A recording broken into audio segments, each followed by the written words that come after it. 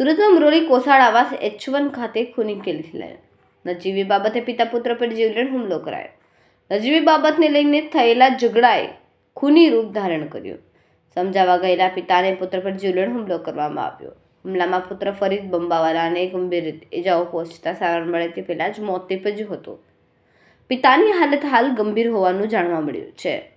તેમને સારવાર માટે હોસ્પિટલમાં ખસેડવામાં આવ્યા। અમરોલી પોલીસે આરોપીને પકડી પાડવાની દિશામાં ચક્ર ગતિમાન કર્યા। परिवार द्वारा आरोपी ने उम्र कैद की सजा थाय तेवी मांग कराई है। आपका नाम? भिकन मुंशी शेख।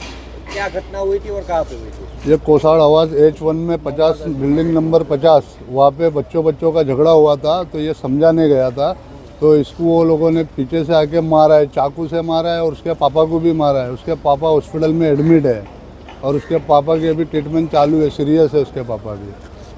जो की मौत हुई उसका नाम क्या है? उसकी फैमिली में मोहम्मद फरीद है और उसके बड़े भाई का नाम अजीम है और उसके पापा का नाम अजीज बम्बावाला है। 2 बच्चे हैं उसके छोटे छोटे। अब क्या पुलिस क्या काम कर? पुलिस कामगिरी कर रही है और हमको भरोसा है पुलिस के ऊपर कि पुलिस हमको इंसाफ दिलाएगी।